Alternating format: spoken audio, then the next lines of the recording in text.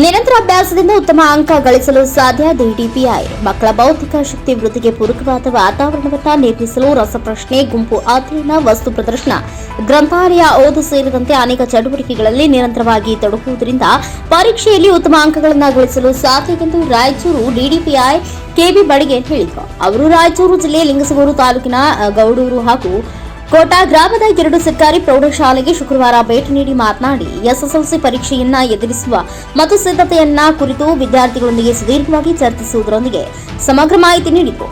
ಶಿಸ್ತು, ಪ್ರಾಮಾಣಿಕತೆ, ಮಾನವೀಯ ಮೌಲ್ಯಗಳೊಂದಿಗೆ ಮಕ್ಕಳ ಉತ್ತಮ ಭವಿಷ್ಯ ರೂಪಿಸುವಲ್ಲಿ ಶಿಕ್ಷಕರು ಶ್ರಮಿಸಬೇಕು. ಪರೀಕ್ಷಾ ಭಯವನ್ನ ಹೋಗಲಾಡಿಸಲು ಮಕ್ಕಳಲ್ಲಿ ಆತ್ಮವಿಶ್ವಾಸ ತುಂಬಬೇಕೆಂದರು. ಈ ಸಂದರ್ಭದಲ್ಲಿ ಲಿಂಗಸಗೂರು ಬಿಇಒ ಹುಂಬಣ್ಣ ರಾಥೋಡ್, ಜಿಲ್ಲಾ ದೈಹಿಕ ಪರಿವೀಕ್ಷಣಾಧಿಕಾರಿ ರಂಗಸ್ವಾಮಿ, ತಾಲೂಕಾ ದೈಹಿಕ ಪರಿವೀಕ್ಷಣಾಧಿಕಾರಿ ಚನ್ನಬಸವರಾಜ್ ಮೇಟಿ, ಶಾಲೆಯ ಮುಖ್ಯೋಪಾಧ್ಯಾಯ ಎಂಎಸ್ ತಮ್ಮಣ್ಣವರ್, ಶಿಕ್ಷಕರಾದ ಚಿದಾನಂದ ನಿಂಗಪ್ಪ ಕಲ್, ಆದಪ್ಪ ಸೇರಿದಂತೆ ಶಾಲಾ ಮಕ್ಕಳು ಉಪಸ್ಥಿತರಿದ್ದರು.